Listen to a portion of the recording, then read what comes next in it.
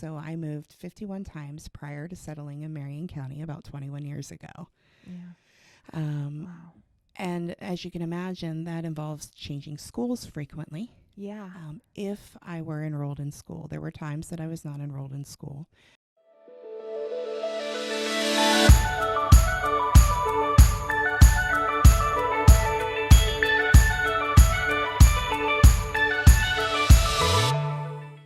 Welcome to the Locala podcast. I'm Lisa Anderson, your host and publisher of Locala magazine. I am super excited because we have someone here on the couch that has been in the magazine before, but she has gone in an entirely different direction from what we interviewed her back in March of 2022. I'll introduce you to her in just a moment, but first I want to thank our sponsor.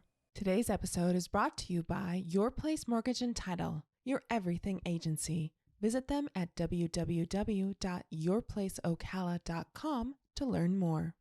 Everybody, I would like you to welcome Susan Damien. She is the nurse practitioner and owner, and I'm going to make sure I get it correct. Take my notes out here, of Marion Direct Primary Care Medical Services. Is that correct? Marion Direct Primary Care. Marion Yes. Direct Primary Care. All right. And she is set to open here in September towards the end of the month. We're recording this in September. I think it's going to come out in October. So you should already be open by the time this comes out. I'm so excited. So welcome back to Locala, Susan. Thank you for having me. Yeah. So Susan, you were in our March 2022 issue in our department called the Choose Letter because you and your husband owned an oh gosh, I just blanked on the name. Tavern. Off-Duty Tavern. I knew it was Tavern something.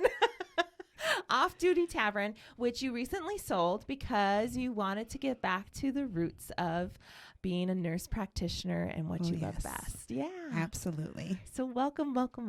Thank you.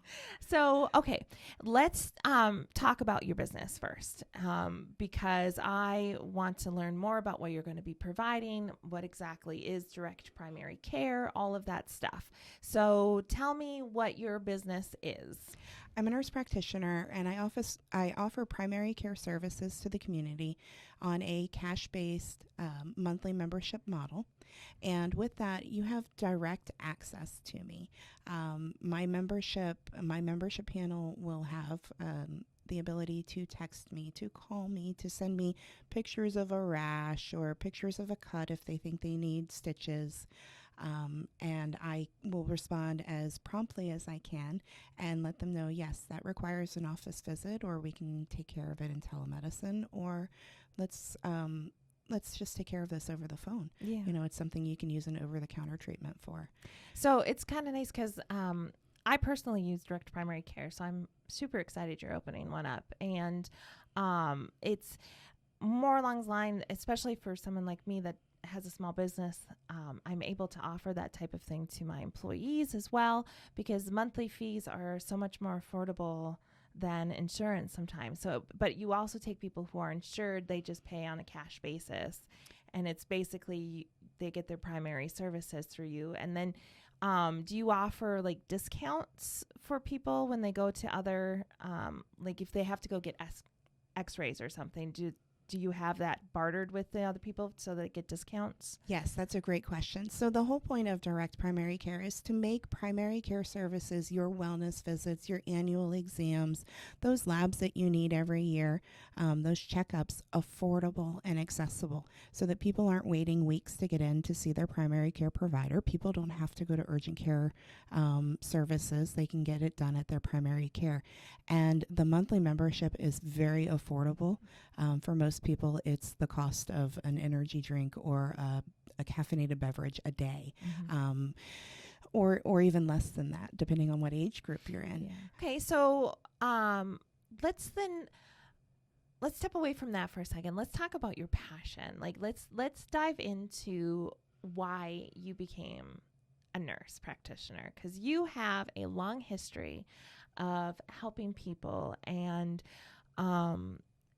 like being in the service industry. It's why you guys started your restaurant Right. initially because you love servicing people, and your husband Craig is also a part of EMS. And I know just before the show started you told me his title, but my memory is about that big.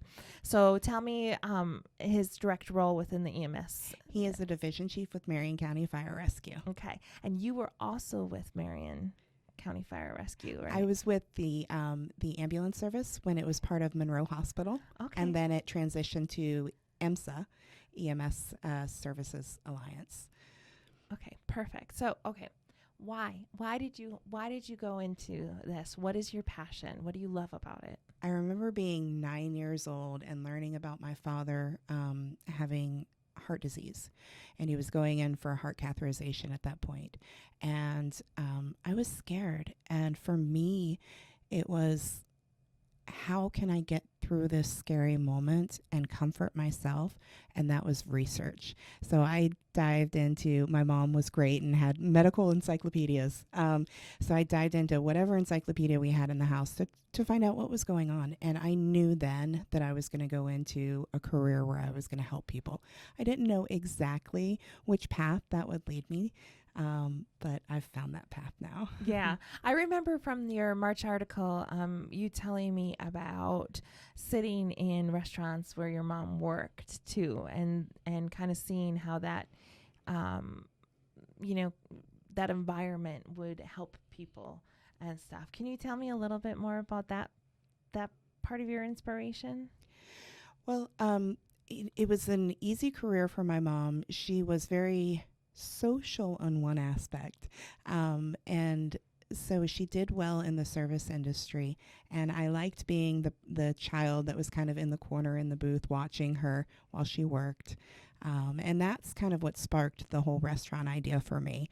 And so when I met my husband and he had kind of an interest in owning a restaurant himself, it was like, well, let's find out what it takes and let's do this. And we didn't realize that it would be, so many years down the road before we started the restaurant.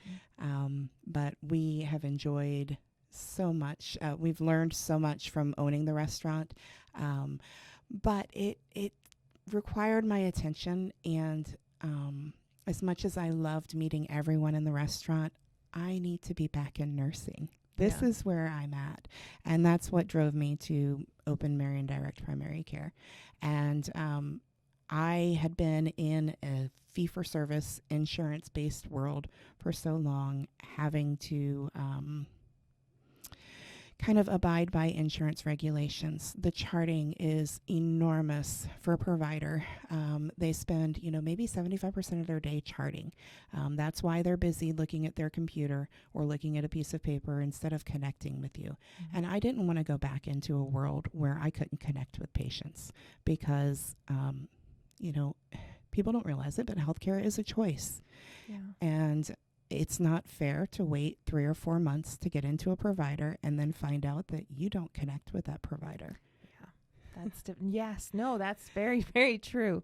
Very true. I don't know. Most people don't know this about me, but I started my career, working career in healthcare as well.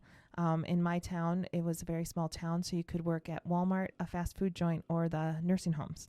So I chose nursing homes.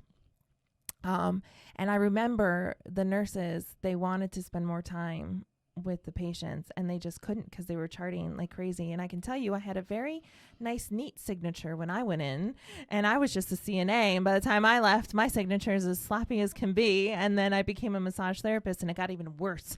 Well, first of all, let me tell you, there's no such thing as just a CNA. I love our CNAs. They are fantastic. So please don't discount that I career. didn't mean like just, but I meant in relation to the paperwork that's required, Right. Yeah. Right. Yeah. No, there's definitely hardworking CNAs. Yeah. Yeah. And,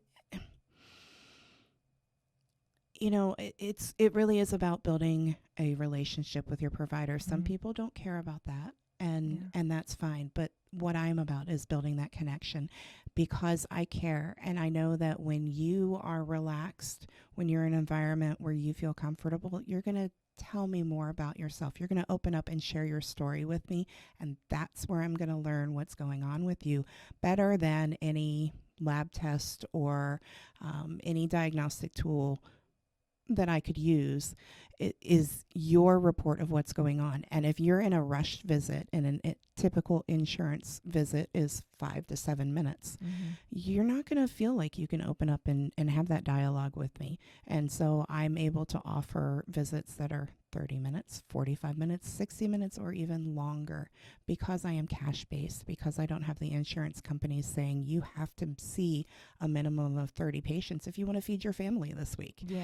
Yeah. That's, I mean, the insurances can be pretty expensive for the consumer, but the providers also have to fight to get their payment as well. And I've seen that through my years of medical stuff too. But I think your visits, you're talking and, spending the time with everybody and stuff. I think that kind of harkens back to your other passion as well, which is mental health with people.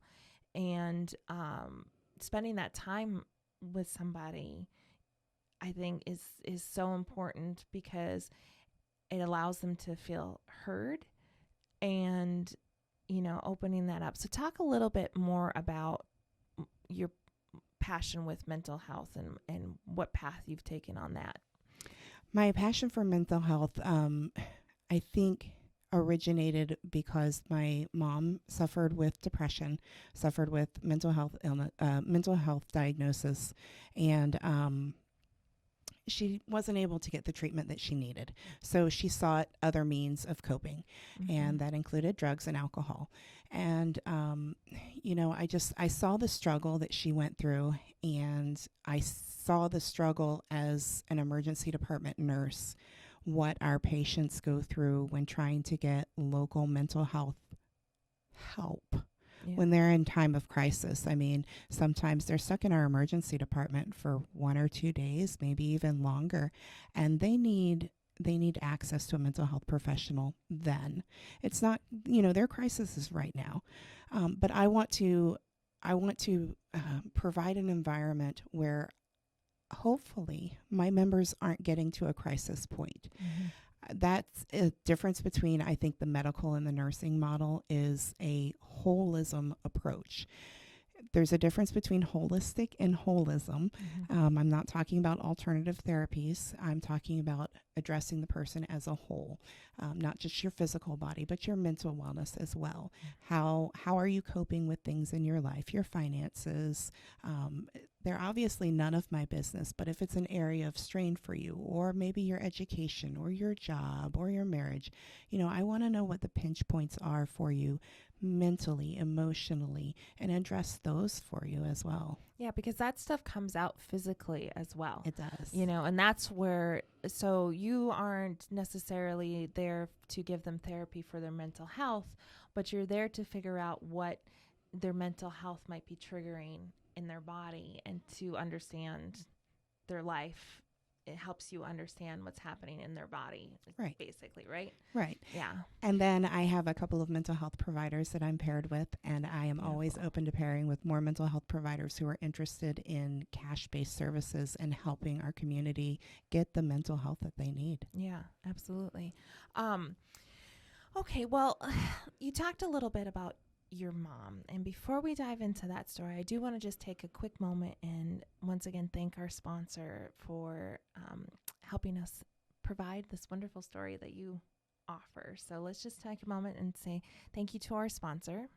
Today's episode is brought to you by Your Place Mortgage and Title, your everything agency. Purchasing a home should be as easy as 1, 2, 3. At Your Place Mortgage and Title, we offer professional realty services through Professional Realty of Locala, mortgage and commercial loan services, and title services. We pride ourselves on customer service and education. Contact us today to learn how we can make your home buying and selling process a pleasant one. Visit www.yourplaceocala.com to learn more. So, Susan, let's go back and talk a little bit about your childhood, because I really think your story is very powerful, especially being able to, because I know your schooling is a little different too. So what you've accomplished is just amazing, and I think people need to hear this. So if you're willing, do you mind telling us a little bit about that journey? Absolutely. With my mom's struggle, like I mentioned, with mental illness, she sought alternate coping mechanisms, and that included drugs and alcohol. So that was a barrier to a nurturing environment, but I was able to learn from that environment. Um, with that, some of the barriers I experienced,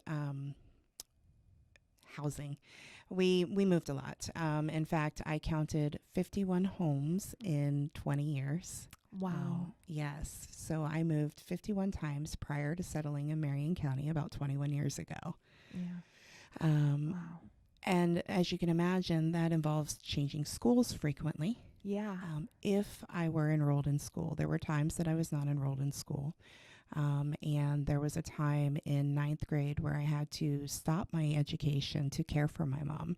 She was really wrapped up in her drug addiction, and there were many times where she was at risk for overdose or would maybe overdose. So I felt that I needed to be there for her. Yeah. What so much pressure for a ninth grader, that's Yeah. just, oh, what? Yeah. So, okay. So continue. With that, it, I to all those girls out there, I looked for love in a lot of relationships, and one of the relationships I ended up becoming pregnant at 15. I found out the day before I turned 16. Wow. And for someone who's living in West Tampa at the time, with my mom, who's a drug addict, that was a frightening time for me. Frightening anyway, but add all that on top of it. My goodness. Yeah. Yeah.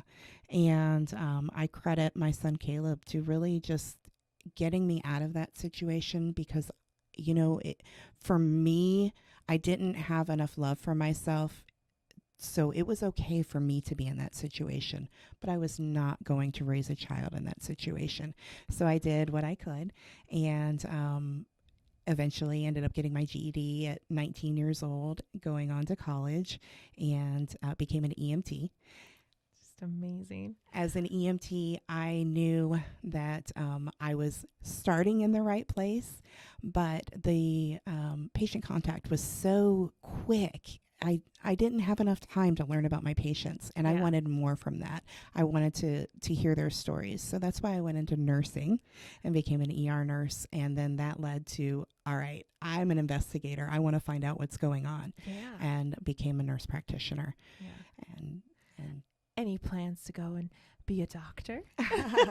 Well, I do hold my Doctor of Nursing practice, and I really love the nursing model and the way that we interact with patients. I can't see becoming a physician and changing that. Yeah. So, okay, your childhood had to play a big part in your decision to do yet another passion of giving of yours, which is being a guardian ad litem. So tell me about that journey and how that fills your cup, but also the trials of it, because that's not an easy job. No, I love the foster kids that I'm able to serve. I had a brief time in foster care after my father passed. I was in his care, and one of my brothers and I spent a little time in the foster care system. And so with that, it was enough exposure for me to know that it wasn't something I wanted to experience or have someone else experience alone. And so when I learned about a guardian ad litem program, I knew that I wanted to be the voice to help represent foster children. And so about 2 years ago, I joined our 5th Judicial Circuit, which serves 5 counties in our local area. And I help the foster children who've been sheltered really communicate what their needs are and what their wants are. What's going to be their best interest? What's going to help them thrive? Are they in an environment where they're thriving, where they're loved, where they're nurtured? And how can we support that environment? Or where can we help make it such an environment if they're not in that kind of place right now? Yeah. So what does it do? I mean, you're giving so much to people about 100% of the time. You're a mom, you're a wife, you're a nurse practitioner, you're a guardian ad litem. What about Susan? What do you do that helps you? Because I know all of this stuff fills your cup. I know it does. You just smile every time you talk about these things to me. But what do you do when you need a moment to recharge yourself? I breathe. I'm really good when I am disciplined about breathing. Structured breathing can really help you bring you into the moment. Yeah. That's really good. Like in our networking group before our 30-second presentations, I can do some structured breathing and realize that I can get through anything. Yeah. And nobody knows that you're doing it. And Yeah. it's a great self-care exercise. We love to get out on the Gulf and go boating. Oh, fun. That's fun. Yeah. Yeah. Do you just boat or do you fish too? I fish as well. Do you? Yes. Yeah.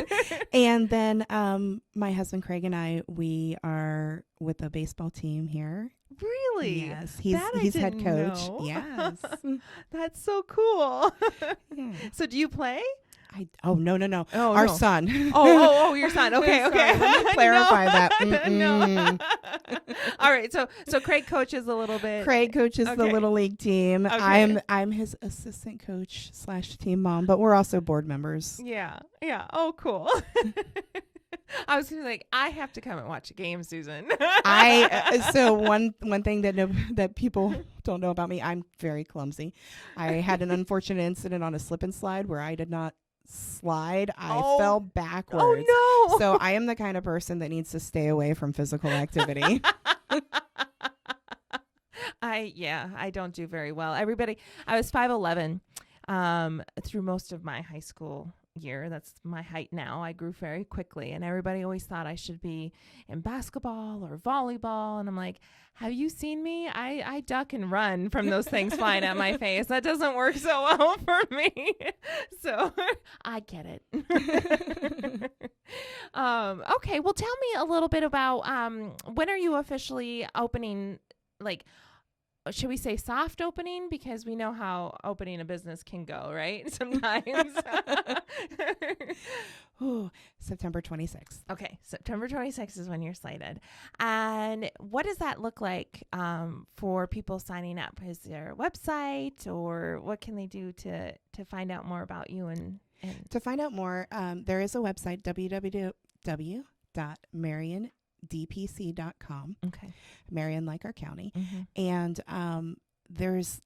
what I hope is a wealth of information about what direct primary care means for somebody and what my version of direct primary care means, with an emphasis on care. Yeah. Are you on social media or anything like that as well? I do have a Facebook page, Marion DPC. Yeah. I'm starting to get with that. I really need to amp up my socials. So anybody who can help out with that, I'm open. And let's see, what else do we want to know about you? I think we want to know a little bit more about what brought you to Ocala. I think we touched on that a little bit in the article, but what actually brought you to this area? My husband. Yeah. So tell me your love story. How did you guys meet? Oh my gosh, we met. I was a cocktail waitress on a casino boat, and he was going to take the boat out of Crystal River, and it wasn't sailing that day. So he drove down to Newport Richey, which is quite a drive for him. Yeah. And he sailed on my boat. Oh. He was a wonderful tipper, and of course the most handsome man I've ever seen. And the shy me went out the window. I sat next to him, and we chatted it up, and we found at that point I was right before EMT school. He was a firefighter paramedic, and we had so many things in common that we've been inseparable since, and that was 21 years ago. Wow. Oh, how wonderful. So then he was originally from here. Is that? Or? He's originally from Connecticut. Okay. He came down because his parents moved down here. Okay. He's been with Marion County Fire Rescue for 26 years. Okay. So you've been together 21 years, And was it because of him that you became an EMT? Because when you met, you were a cocktail waitress. Well, it was right before EMT school. Okay. Yeah. All right. So you already had that in common. Yes, with I was each already other. enrolled. Yeah. He, as much as I would love to give him credit, he was definitely a mentor through EMT school. Yeah. But I had already decided that path. Okay. All right. Perfect. Well, Susan, I ask everybody this towards the end of a podcast. And if you don't have anything, that's all right. But I always want to double check. Is there anything that you wanted to talk about that I did not ask you? Just, you know what? Be kind, people. It really does make a difference. You don't know what someone else is going through. And if you just take a minute to smile, and before you go into your spiel, ask somebody, hi, to say, hi, how are you? How's your day? And really mean it. Just take a moment to be present and be kind to people. It goes a long way. It does. And I think people should know this about you. You mentioned that you are shy, and you are shy. You're great one-to-one. You do get a little shy, but you find the courage every week to stand up in front of 60 plus people and do rhymes and rap and have fun and be the life of the party. And I think your whole story is very brave. And I think it takes a lot to come from where you are and then to be such a wonderful, kind-hearted person and to give so much back to the community. So thank you so much, Susan, for that. Thank you. And it was such a pleasure having you back on here. And I can't wait to hear more about how your business is going and see that up and running for you. I'm so excited. Thank you for having me. You're very welcome. All right, everybody. Well, thank you so much for joining us on the Locala podcast. Once again, I'm Lisa Anderson, your host and publisher of Locala Magazine. I'd like to thank our sponsor one last time, Your Place Insurance, Title and Mortgage. You can find them at www.yourplaceocala.com. We'll go ahead and link to Susan's website in the description as well. And if you want to read her original story in our magazine, you can visit www.localamag.com. We'll link directly to that article as well. And I hope that you all have a wonderful day. And thank you once again for joining Locala, where we focus on connections through stories. Hey, we hope you enjoyed today's podcast video. Don't forget to subscribe and hit that notification bell. And while you're here, why don't you go ahead and check out some of these cool videos.